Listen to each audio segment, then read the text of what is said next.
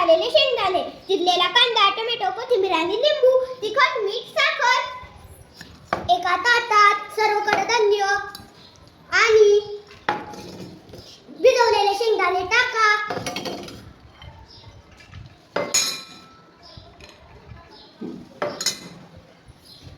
सगळे छान एकत्र करा. एकत्र केलेल्या मिश्रणात चिरलेला कांदा आणि टोमॅटो टाका.